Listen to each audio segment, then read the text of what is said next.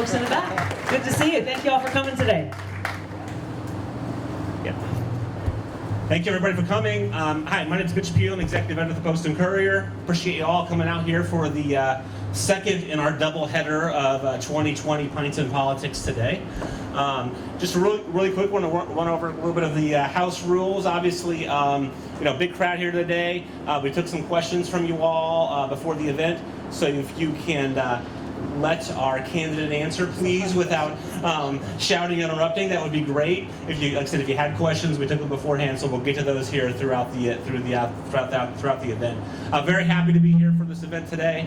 Like I said, we've had several of the 2020 candidates come through for this event, and they're our second today, and we'll have one more again on Tuesday. So really appreciate you all coming out today. Jamie and Skylar will be asking the questions, and we're just very pleased to have Congresswoman Gabbard here today to talk with you all and take some questions. And again, thanks for coming out on a warm afternoon, and hope you enjoy.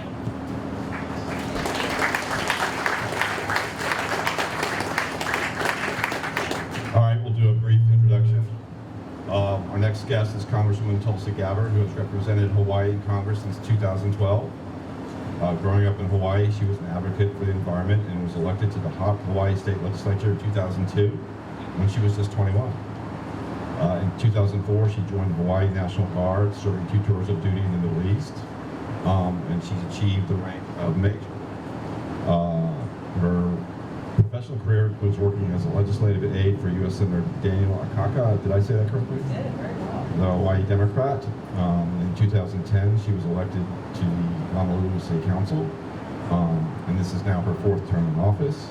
She serves on the House Armed Services Committee and the Financial Services Committee, and she entered the race in January 2019. That's all. Welcome, Congressman Gabbard.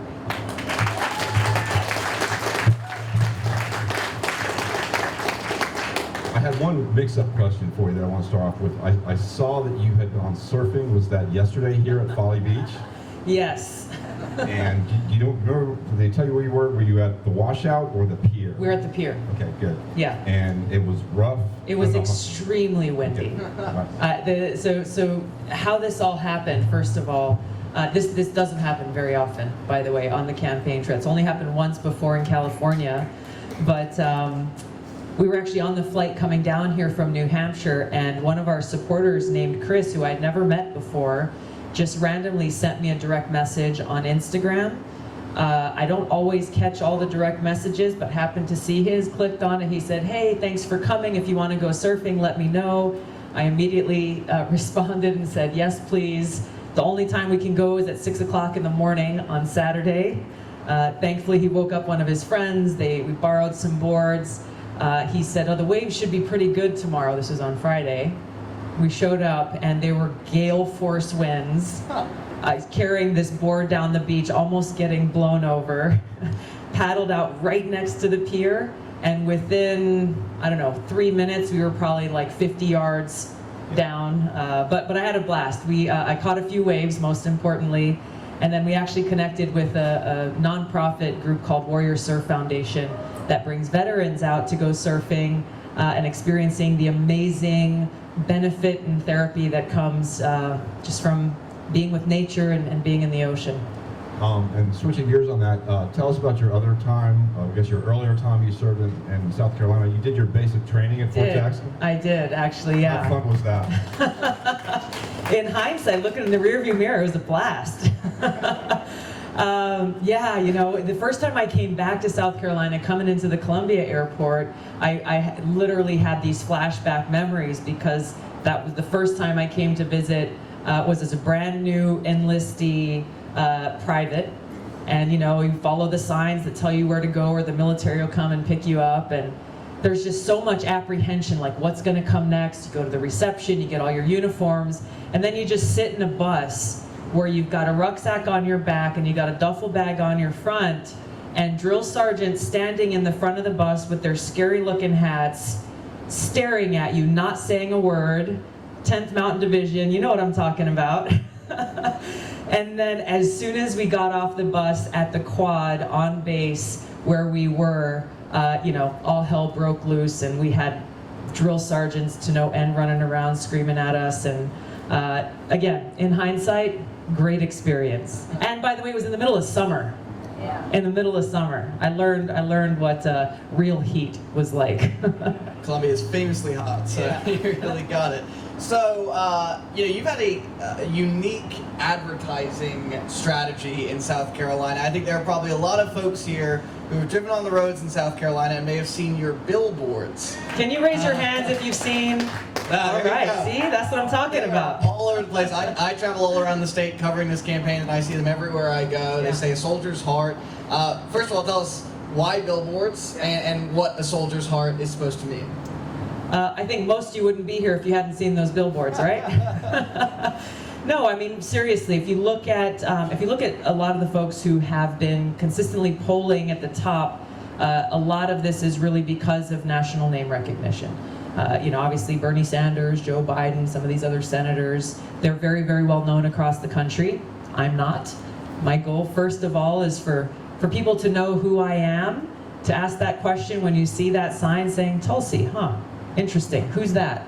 And then hopefully you go home and you search on the internet, learn more information, and then you eventually come to one of our events or you see one of my videos online. And this is what gives me the opening, the opportunity to be able to introduce myself to voters and ultimately to ask you for your support to allow me to serve you as president and commander-in-chief. All right, let's get to the impeachment question. You were initially one of the only Democrats in the presidential race who was opposed to the impeachment inquiry. What has changed your mind, or where is your position on that now, given so much has happened in the last 2 days, 3 days, even this morning? Yeah, it's continuing very quickly to evolve. I feel like every time I refresh the news app on my phone, there's a new headline or a new breaking story about information that's being released. There have been a lot of folks from the Democratic Party who've been calling for impeachment for years. And I have been consistently opposed to this partisan approach to impeachment because I think it would be terribly divisive for an already divided country. And it would result in what I view as a dangerous consequence for our democracy, where if voters see, well, if the losing party in election can simply undermine the outcome of an election that voters dictated, then what's to say when the winds shift? Let's say this impeachment is successful and Congress goes in and removes the president, and whether Vice President Pence or someone else fills that position, well, what's to say that when the Democratic president then takes office in this next election, that Republicans then won't try to pursue the same approach? This is not what our representative democracy is about. That's where I've been. I think the incoming and the oncoming onslaught of information about what has been happening with Ukraine is very, very concerning. And that's where, as more and more information started to come out, I felt it was important for our country to take a nonpartisan inquiry, to be able to gather all the facts and information, because the initial documents that were released raised some serious questions and concerns, but those documents alone were not enough to say, okay, well, this is solid grounds for impeachment. I think we're getting more and more information now, and my hope is that as this inquiry continues, in order for it to fulfill its mission, it must be done in a very narrowly focused way, focusing on the issues at hand. It must not be partisan, and it must be carried out very efficiently. So the president's conduct so far has not risen to the level of impeachment as far as you're concerned? Not as far as I'm concerned, because it's not something that we're seeing people in the country coming around in a nonpartisan way and saying that this is action that we want our representatives, Democrats and Republicans, to take. And that's the concern that I have. Look, I disagree wholeheartedly with so much of what Donald Trump has done, so much of what he has said. I believe he is unfit to serve as our president. As a soldier, I believe he is unfit to serve as our commander-in-chief. But I'm running for president to defeat him, and I believe that the best way to do that, as I have for so long, is for voters to be the ones to remove him from office. One of the things that this president has said is that he's claimed that he's personally rebuilt the military to a level greater than any president in American history. Do you agree with that summary? And what do you believe about the current levels of spending on the military? Are there areas where we need to improve in terms of our readiness for our defense forces? And are there areas where we might need to cut back in terms of our spending? I wholeheartedly disagree with that statement.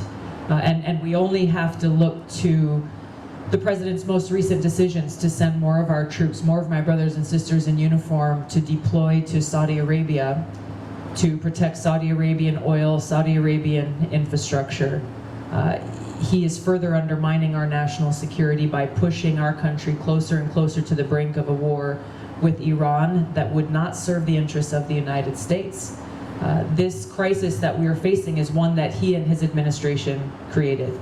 First of all, withdrawing from the Iran nuclear agreement, instituting crippling sanctions, all even though Iran was in compliance with that nuclear agreement, where they were not pursuing the building of a nuclear weapon, deploying more troops to the region, further escalating those tensions, and doing something that no other country has ever done before in designating Iran's military as a terrorist organization, the same as ISIS.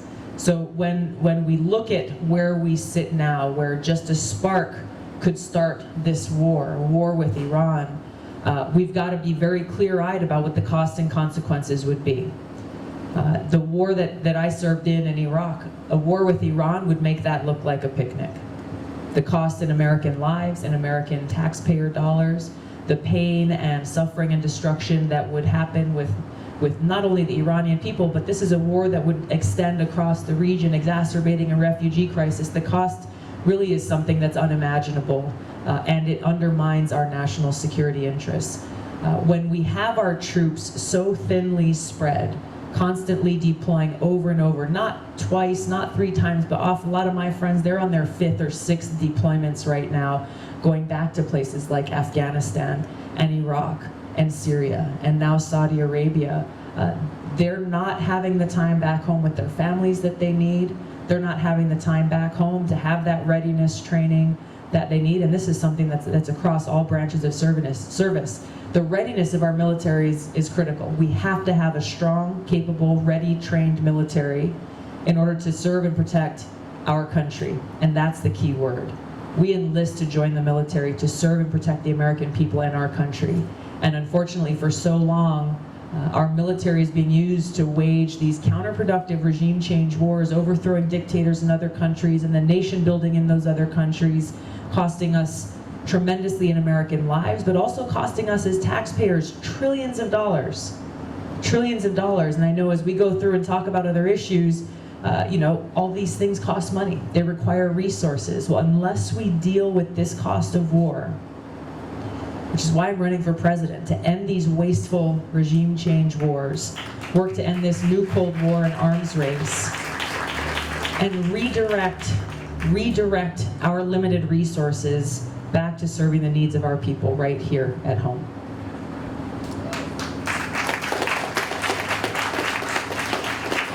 Let's talk about China. Coming from Hawaii, that's the bastion of the West. You're closer to that than anyone else, just given your position. What should the China policy be that it's not now in terms of what the United States deals with in terms of the military, the fact they are continuing to build bases in the South China Sea? Nothing's happened on that. That's just unfettered now. And economically, it is Trump correct in the tariff war that he's launched with China? And if president, would you continue that, or would you stop it cold?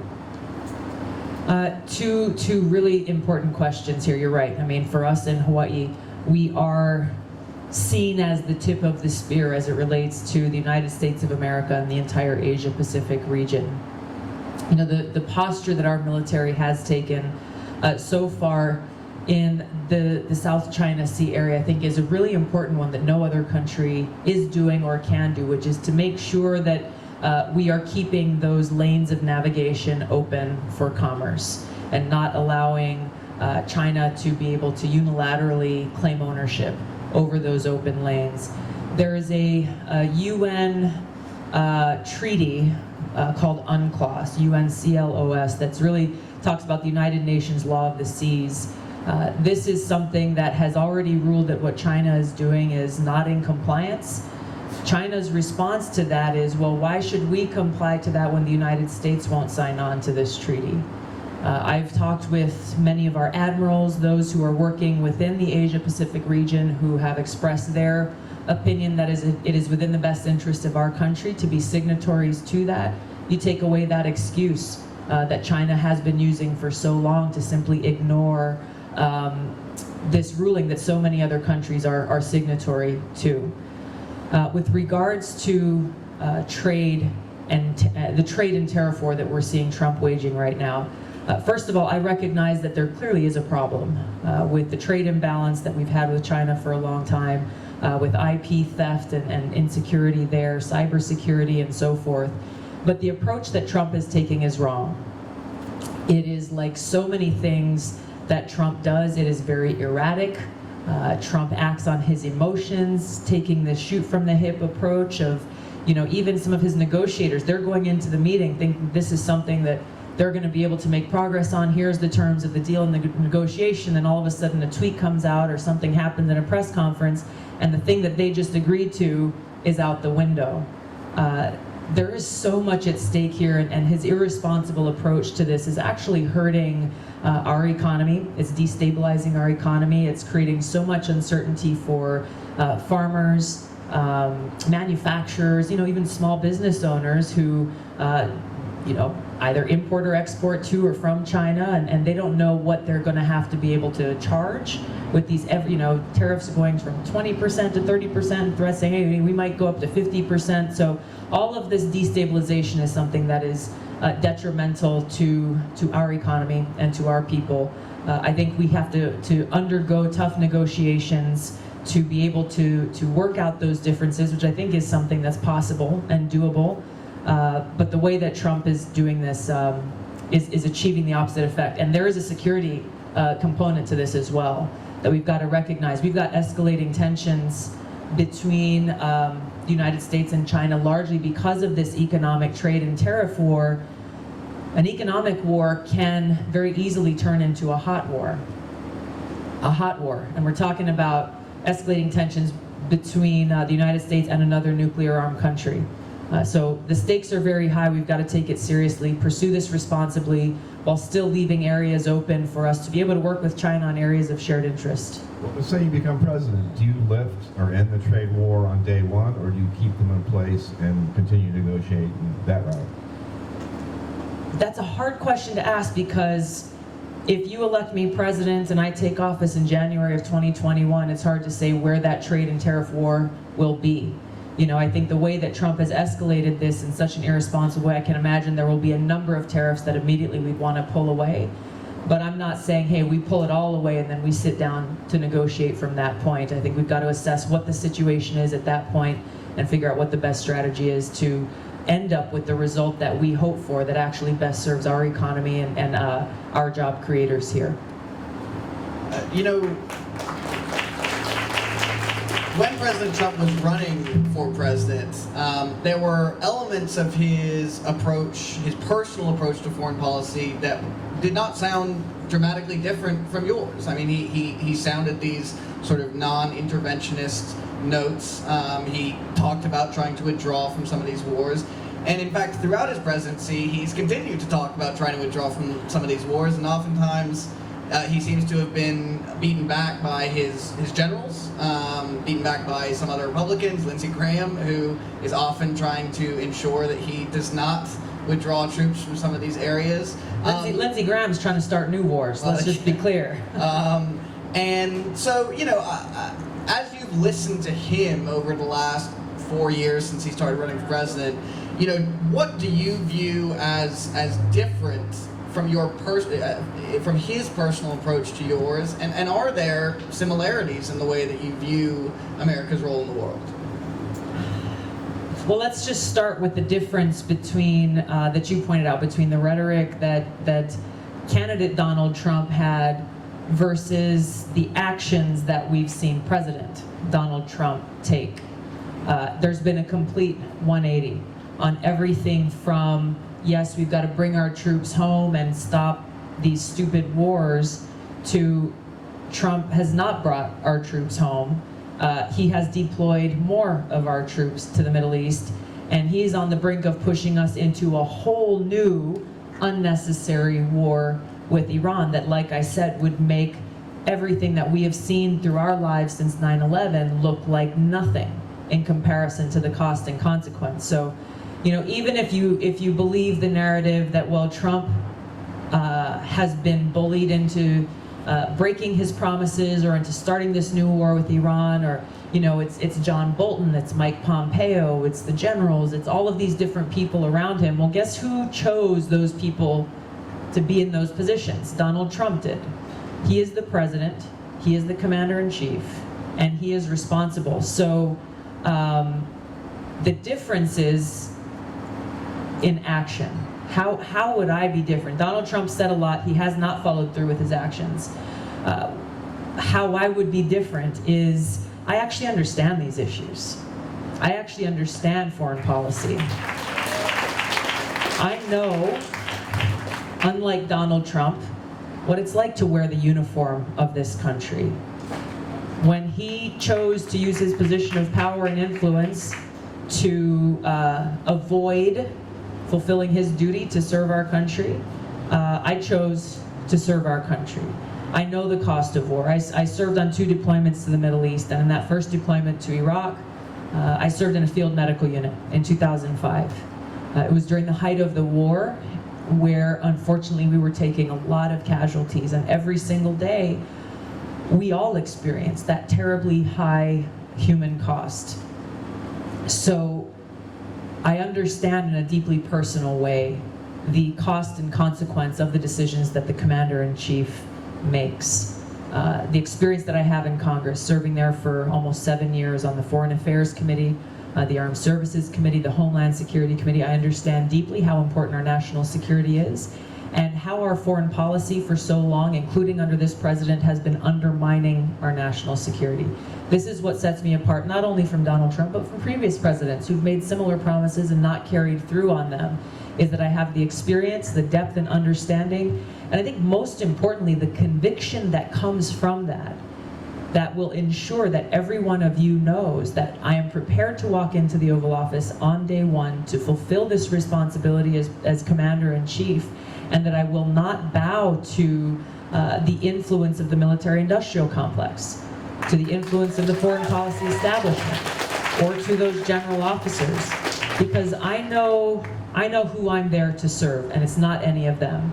I am there to serve and be the voice for my brothers and sisters in uniform, our fellow veterans, every single American in our country. We have spoken a lot about foreign policy right now so far, but you poll Democrats, it's not their top concerns. A, why do you think that is when it's kind of the president's primary role? And based on top of that, what are some of the target issues outside of foreign policy that you think you're uniquely set up to handle in terms of the White House? Yeah, this is an important question because it's not a top of mind issue for most folks. We're lucky if we get maybe one question or two at the televised presidential debates that we've seen this year, but also if you look at previous elections. And you very rarely hear other candidates talk about it. We were at the Blue Jamboree yesterday, and someone who was attending there came up to me. I'd never met him before, and they said, "Wow, you were the only person who talked about foreign policy in your remarks," which is really strange, given what you just said, Skylar. The most important responsibility the president has is as commander-in-chief. Seems like that'd be something you'd want to focus on a little bit. I think the cost of war is something that the media is not focusing on very much, if at all. Not focusing on not only how many of our men and women in uniform are still being killed in combat now, but also they're not focusing on how our taxpayer dollars are being spent, and why every time you hear from politicians saying, well, we don't have enough money for health care for all, we don't have enough money to make sure that every single American has clean water to drink, in this country, that we still have people in Flint, Michigan being poisoned. We don't have enough money to shore up and ensure the resiliency of our communities like yours here that are experiencing flooding here during the middle of the summer. There's just not enough money, not enough money, not enough money. You hear this all the time, but they're not addressing the fact, well, where are our taxpayer dollars going then? If there's not enough money for all the things that are important to us and our families, those things that do poll highest, when people ask, what are you most concerned about? Well, those dollars are largely going to pay for more of these counterproductive regime change wars, this new arms race that we were in with billions more dollars being used to build new nuclear weapons and new missiles. And this is why so much of my campaign focuses on this issue of the cost of war, because it is central to every other issue we face. It is central to our ability to make sure that we can provide those resources to ensure the safety, the health, the well-being of our loved ones in our communities, whether we're talking about things like healthcare, we're talking about things like protecting our environment, addressing climate change, making the kinds of big transitions that we need to see there. To the second part of your question about what other issues, look, healthcare is a top of mind issue. Climate change is an issue that is so important to so many people. It's something that I've been very passionate about, protecting the environment since I was a kid growing up in Hawaii, and something that I understand the serious implications of. There are a lot of issues that are important to all of us: education, infrastructure, and so forth. We've got to come together to be able to tackle these issues. Addressing the cost of war is central to our ability to redirect those resources towards making sure that as we change our policies, that we have the resources to be able to deliver on those policies. I've got a question from the audience that falls into that. You talked about the wars becoming too expensive, but I think the figure I read today was there's 50,000 wounded veterans from those recent wars. What needs done to deliver care for them? Again, it's money, Yeah. what we keep hearing. Why isn't that done, and why are we even having this conversation that veteran needs aren't being met, period? Yeah.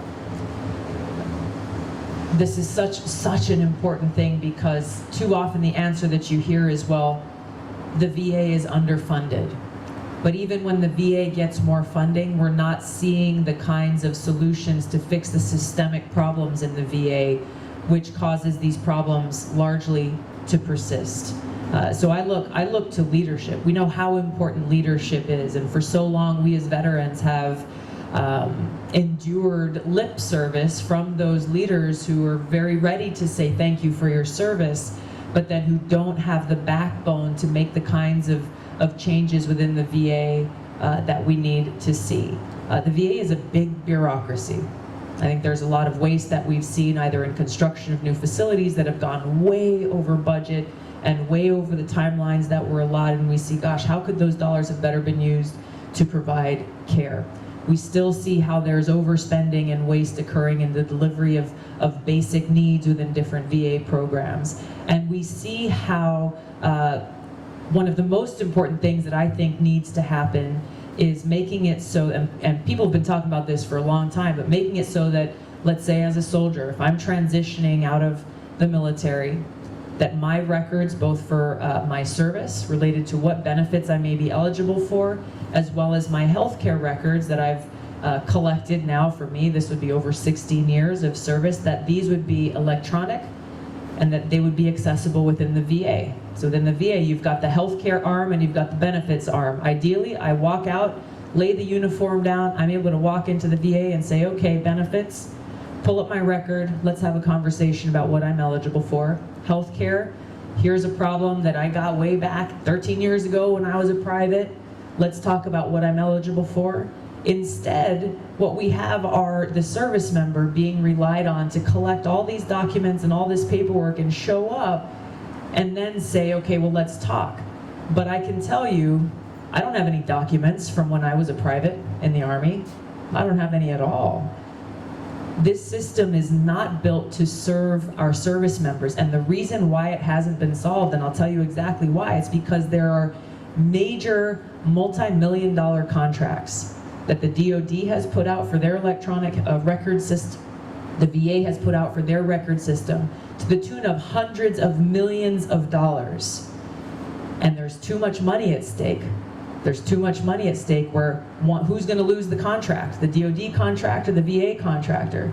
Now, Congress passed legislation to mandate this seamless record, electronic health record, but that deadline, they've blown past the deadline, and it still hasn't happened.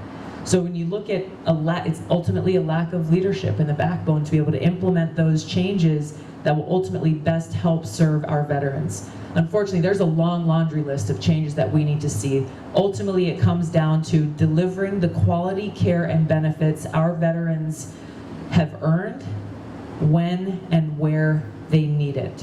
When you take the for-profit industries out of the equation, you can then begin to get to the heart of meeting that mission, and that's the most important thing.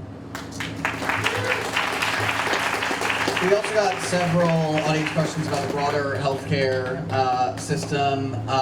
Talk about it being one of the programs that is going to cost money, and some of that money can come from a retrenched foreign policy. Several folks have talked about Bernie's Medicare for All plan, which would cost about $32 trillion of a complete government takeover, and others have said that there could be some of that and otherwise leaving private insurance in place. What's your view on this? First of all, I think Medicare for All as a term has become widely misunderstood because it means a different thing to a lot of different people. I think Bernie Sanders' original Medicare for All legislation is different from his current Medicare for All legislation. There's a different Medicare for All bill in the House of Representatives. So the approach that I would take would focus. What is the objective? The objective is making sure that every single American is able to get the quality health care that we need, regardless of how little you have in your pocket. That you won't have to live in fear of that healthcare emergency, whether it's a child who has an accident and all of a sudden got to go to the emergency room and you have all of these costs that you didn't anticipate, you're living paycheck to paycheck, wondering how you're going to pay for it, or you have a loved one who gets cancer. You have a long-term healthcare situation that you need, or you get diagnosed with diabetes and you're trying to figure out, okay, maybe my insurance doesn't cover the insulin costs that I need. So many of these challenges that people are so fearful of are things that in this country, where right now we are spending far more on healthcare. We already are spending far more on healthcare than any other country in the world, but we are seeing worse outcomes. We are seeing far too many people who are living in this fear of insecurity, of either being uninsured or underinsured and not able to get the care they need. So we'll be releasing the details of my plan soon, but in a nutshell, it is a single payer plus plan that every single person would automatically be eligible for. You'd be able to get that healthcare, quality healthcare that you need when you need it from the same doctors that you're already seeing now. It would allow for a private insurance option. If you choose to go and want to buy into that for whatever reason, or if you've got an employer who's paying for that for you, that's fine. You'll have that choice to do so. But that does not undermine or take away anything from us actually being able to bring down the overall cost of healthcare by taking away the major administrative costs and profits that the insurance companies currently take from what we are paying already, and also making sure that we can negotiate lower prescription drug prices directly with Big Pharma. I'm going to close on this because it's something that when I learned I was shocked by. That we, in the United States, our government is the largest purchaser of prescription drugs on the planet. The largest purchaser of prescription drugs on the planet. So you'd think that would give us some leverage in being able to bargain and negotiate lower prescription drug prices with these global big pharma companies, right?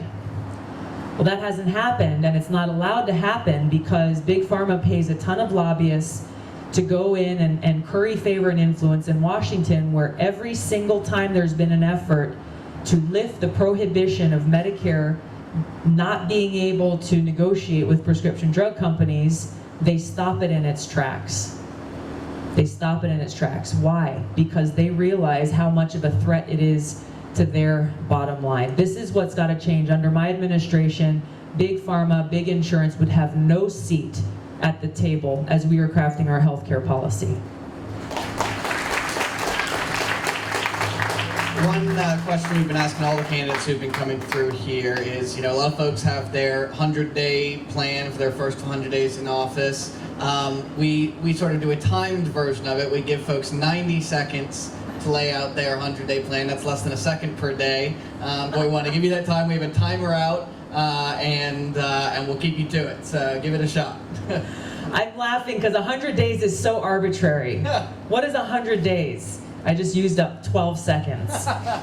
Look, here's the first thing that I would do, and I've talked to you about what this is. The main things that we've got to do is address the existential threats that we are facing as a country today.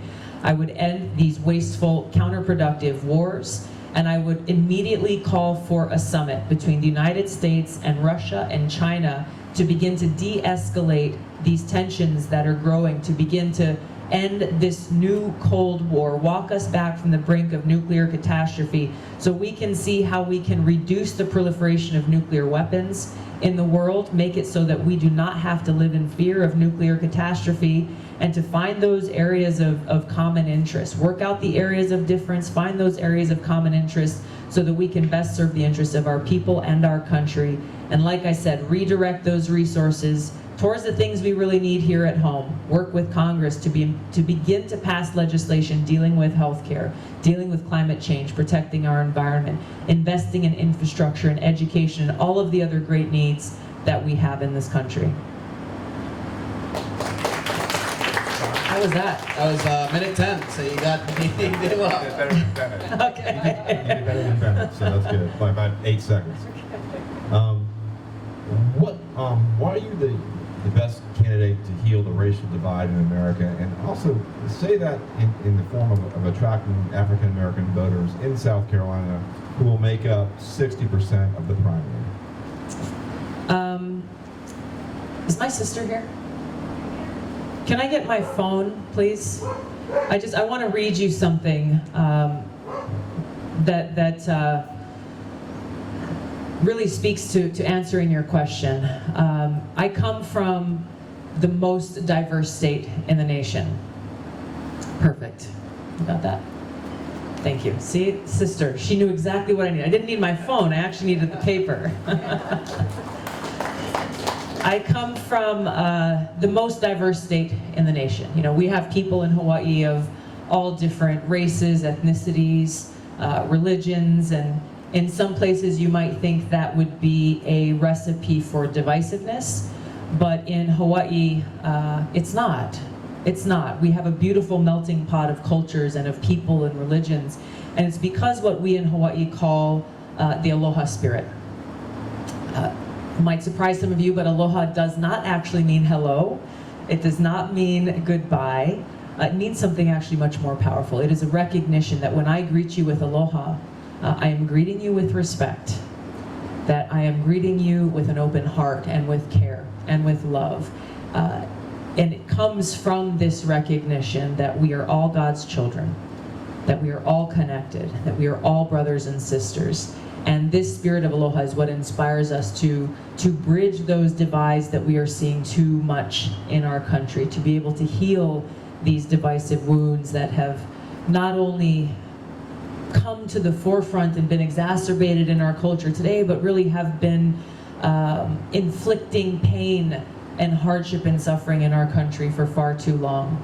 Now, the quote I want to share with you that speaks to the power of aloha is an excerpt from a speech that Dr. Martin Luther King gave when he first visited Hawaii back in 1959. And he gave a speech to our state legislature at that time. It's a very brief quote, but it's so powerful, and it speaks to what I'm talking about, that leading with aloha is the answer, that as president I would lead and unify our country in this spirit of aloha. Dr. King said to our state legislature, "We look to you for inspiration and as a noble example where you have already accomplished in the area of racial harmony and racial justice what we are struggling to accomplish in other sections of the country. And you can never know what it means to those of us caught for the moment in the tragic and often dark midnight of man's inhumanity to man, to come to a place where we see the glowing daybreak of freedom and dignity and racial justice. He then, when he came back to the mainland, he was telling people about the time that he spent in Hawaii and the power of the aloha spirit. He said, as I looked at all of these various faces and various colors mingled together like the waters of the sea, I could see only one face, the face of the future.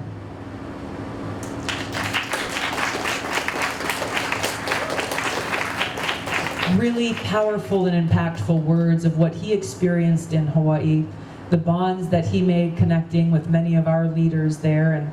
And you remember, if you look at the old pictures of him walking across that bridge in Selma, he was wearing a lei that people in Hawaii had brought there for him. It is this power of aloha, this reminder of what connects us all, yes, as children of God, but also as Americans, remembering our Constitution, the freedoms and liberties enshrined in that Constitution that promise us equality and justice for all, reminding us that we are far from achieving that today, but when we stand united based on those principles, working together towards that more perfect union, we can and we must achieve that. This is the spirit of leadership that I would bring to the White House. All right, I'm going to ask a reader question. This reader actually took time to print out their question, type it up and print it out. And they say they're an avid supporter of your campaign. This question may apply to several other folks, a bunch of folks wearing Tulsi t-shirts here. This person says that they often engage in social media and have met with much vitriol towards you. Comments such as you're a Jill Stein clone, are anti-gay, a Trojan horse, a cultist, and a traitor for meeting with Assad. Can you, one, give me some ammo to help dispel these concerns? And two, do you think America is ready for a vegetarian Hindu president who enjoys yoga, surfing, and is deeply committed to the tenets of love and peace?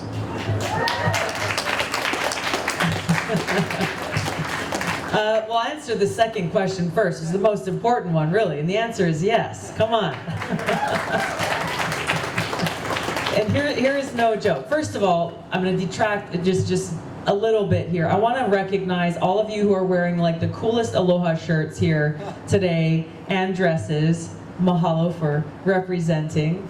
And as to the surfing thing, I have this is the truth. I have had meetings with 4-star generals out at my favorite surf break in Hawaii, because both of us said, well, we can go sit in the office or we can go catch a few waves and talk national security in between sets.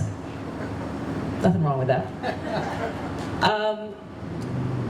With all of these different attacks and smears that we see online, that we even see being brought forth through some of the media, I laugh about it because they're all coming because people refuse to actually talk about the substance of the issues or confront, say, hey, I disagree with you on your policy of ending these ridiculous regime change wars. That's fine. If you disagree with that, tell me why, and let's have a substantive conversation. Let's have a debate. Tell me your position. I'll tell you why I hold mine, why I feel so strongly about it. How often have you seen that ever happen in an interview or in any place at all? It doesn't happen. Why is that?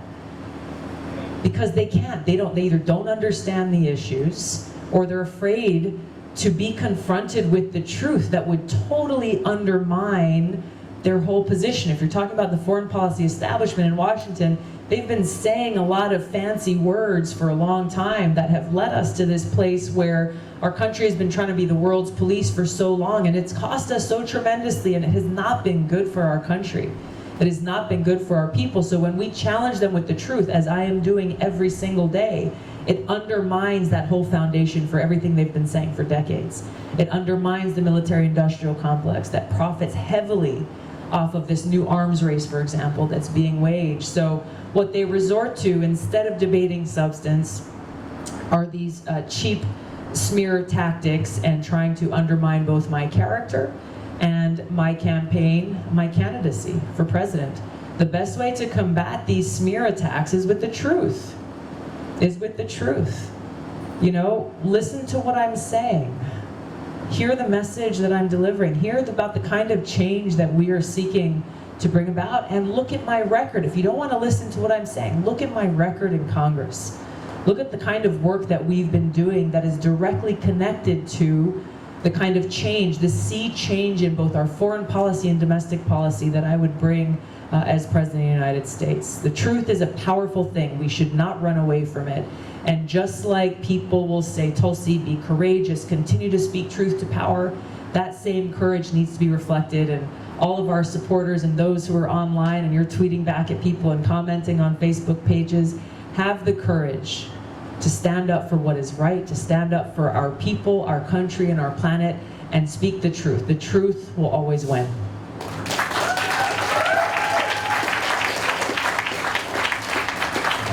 You are qualified for the October debate, but you did not qualify for the September debate.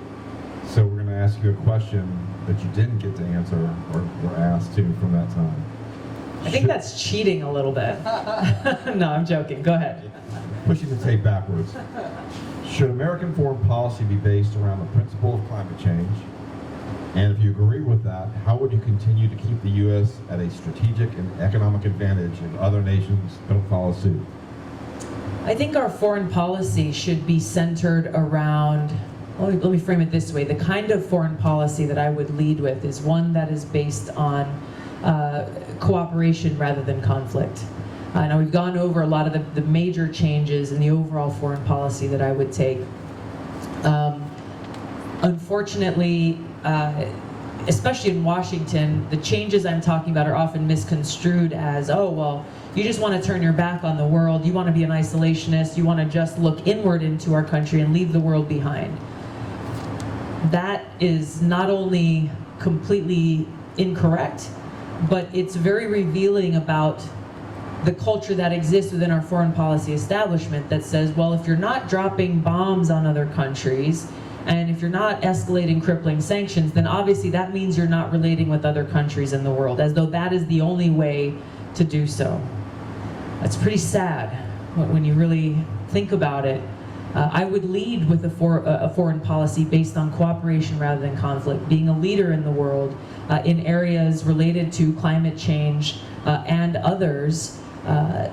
Leading with the foreign policy of cooperation will allow us to be able to build and rebuild relationships with other countries so that we can exercise the leadership in the area of climate change that we need to see. We're seeing this approach of confrontation again with countries like Russia and China in our current foreign policy from leaders in both political parties. And not only is it detrimental in that it's pushing us into this new Cold War, it's detrimental in that it's shutting the door in making it virtually impossible for us as the United States to be working with China to address climate change, to be working with Russia, to work with these other countries like India and others to take this coordinated global approach that is necessary if we are serious about addressing climate change. So that's the difference in the approach that I would take that I think sets me apart from what we're seeing and hearing a lot coming out of Washington. I'll ask one more audience question before we get to the rapid fire lightning round. We got a question about gun violence. Some of the candidates who are running have talked about mandatory buybacks or voluntary buybacks.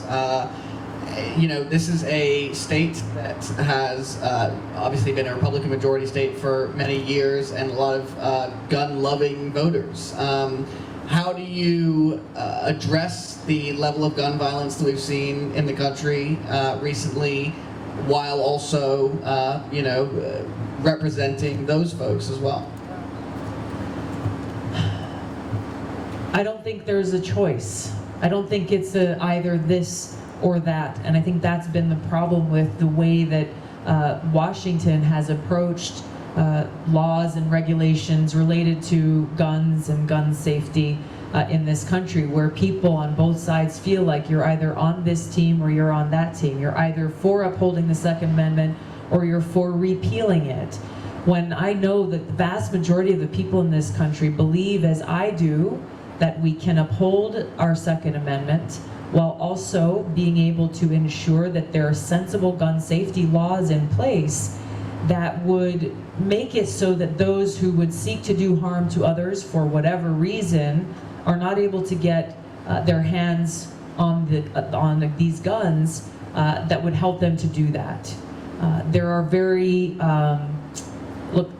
there are pieces of legislation we've already passed through the House of Representatives that would do that. Bills that would have directly prevented the shooting that took the lives of those 9 people who were going to church on Sunday right here in Charleston. We just stopped at the church actually right before coming here to talk to the pastor about the work that they're continuing to do to bring people together, and that's really what we've got to see. You see the extremes on both sides, and you see a lot of fear being fomented, a lot of fear coming from people who are afraid of going to school, going to church, going to the grocery store, filling up your gas at the gas station. When you see all of the different places these mass shootings have occurred, we've got to be able to come together as a country, recognizing this isn't a Democrat or Republican issue, really.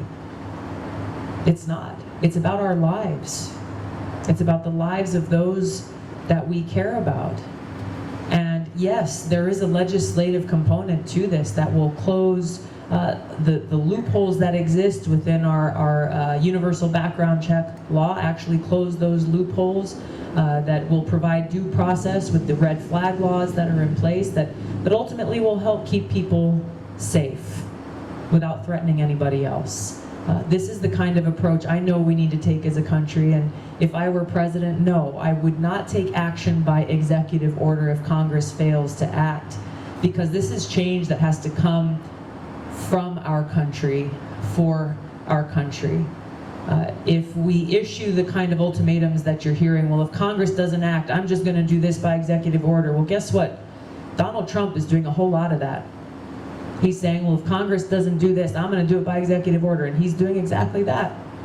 And we're criticizing him for it, as we should, because it's an abuse of power.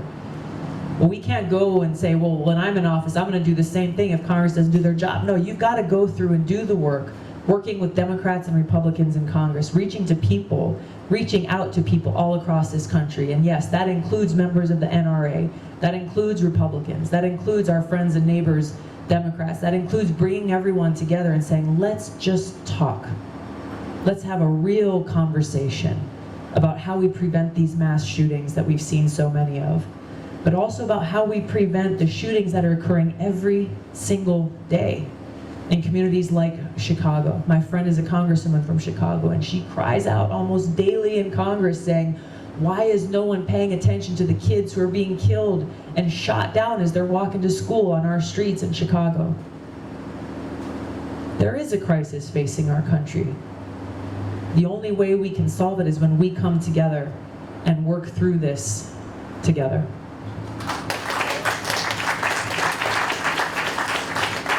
All right, we're going to wrap it up here. Another good conversation. Just one thing, on Tuesday, we're going to have Marianne Williamson here, same format, everything. Everyone come back and bring a friend this time. And that'll be at 5 o'clock back here on Tuesday. So we're going to do the lightning round, and then we'll give you the closing for a couple minutes. All right, ready? Donald Trump golfs. President Nixon went bowling. You said that you were elected, you want to put a wave pool for surfing in the White House. I can be flexible, in or near. Be all right. How would that work, and would this be a place for you and foreign heads of state to converse, or how would that happen? How would business be conducted? I'm a good teacher. Look, technology is evolving very quickly. These wave pools are becoming more and more advanced. It doesn't have to be very big for it to be functional. The other thing I like also is food, so I'd be willing to cook a good meal for a foreign head of state, and if they're not into surfing or if they're not a big water person, then we can find something else to do together.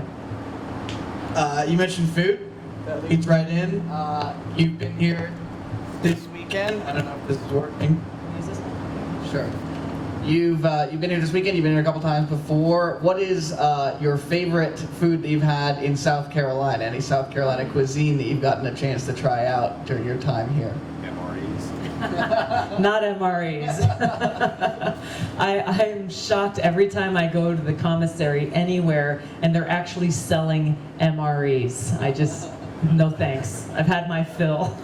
Some of them may still be in my system, I don't know. We had a chance to go to the Charleston Farmers Market on Saturday.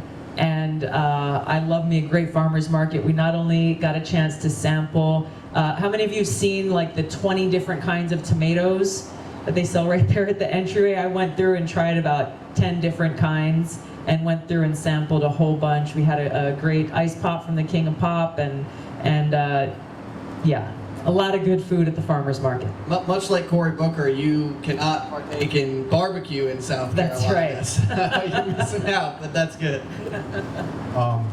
What two books that you read in your 20s, one fiction and one nonfiction, have stayed with you since then? I don't read a lot of fiction. I really love books that are based on true stories or kind of historical books. Probably my all-time favorite book that I read shortly after I enlisted in the military was called Band of Brothers, written by Dick Winters, and obviously an account of his time serving in World War II, but really is a lesson in leadership that they later on actually made us study. We watched the mini-series and had to write essays on different lessons of leadership when I was going through officer training.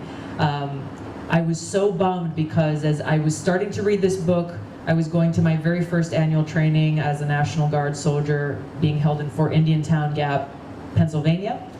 Went through the training, we were there for 2 weeks. I was finishing the book as I was flying back to Hawaii, and I got to the very end where it said, Dick Winters currently resides with his wife in Fort Indiantown Gap, Pennsylvania. I totally would have gone and knocked on his door if I had finished that book just a few days sooner. Yeah, nothing's coming to mind on nonfiction. I grew up reading, what is it, Little Women? That goes way farther back. That's the first one that pops up. Little House on the Prairie, you know, oldies but goodies. As you've been studying up on what it takes to lead the country from the White House, who is your favorite president in American history? Abraham Lincoln. Why? You're the second person actually today to name Abraham Lincoln. Yeah. So go on. I mean, it's not a hard choice. I think he set the example through his life of what it means to put service above self and leading a government of, by, and for the people. And a book that I'm reading now is called Team of Rivals. That really speaks to how he did not, sequester himself off with, sycophants and just people he agreed with, but he actually actively sought out those who had differing opinions and different views and took the benefit of their experiences and their views to be able to try to govern our country at a time that was incredibly divided. I think he and his example, I think, are very teachable for us, given where we are as a country today. All right, last question. Who is your favorite House Republican colleague? This may surprise some of you, but I am actually very good friends with Trey Gowdy. Wow. Technically former. Former. We'll accept it. Former. One of my best friends who's currently serving, he's a Republican from Oklahoma named Mark Wayne Mullen. He is our families have become very, very close. He was a mixed martial artist in a former life, and we've bonded in that. I grew up doing martial arts, and he actually leads a bipartisan workout every morning in the gym, in the House, the basement of the House office buildings, where we've got Democrats and Republicans, and there's no decorum in the gym. Just put it that way. We're all among equals, and he screams and yells at us if we aren't doing enough push-ups like the rest of us. But on Trey, we actually became friends because, and I'll keep this brief, we work together on different issues related to civil liberties and privacy, disagree on a whole host of things, but he was very helpful in making it possible for me to come down here for the funeral service for Mr. Pinckney after the shooting. Many of my colleagues came down as well, and I think just prior to that, I was dealing personally with, there was someone who's making threats on my life, and I had a security detail for a short time until they got him, and they found the guy, and so that was fine, it all went away, but then they said that I was gonna have to go testify in court against him. I've never done anything like that. So I went and asked Trey, as a former prosecutor, if he would just help coach me and help get me prepared for that. And I was kind of blown away in his response. And he said, not only will I help you, you tell me what day, what time your court date will be, and I will drop everything that I'm doing to be there with you. And that meant a lot to me at that time. All right, well, the last 2 minutes are yours. Thank you. Well, I want to thank you all for hosting these forums. I want to thank Palmetto for having us all here. I really appreciate it. And most of all, thanks to all of you for making the time to come out today.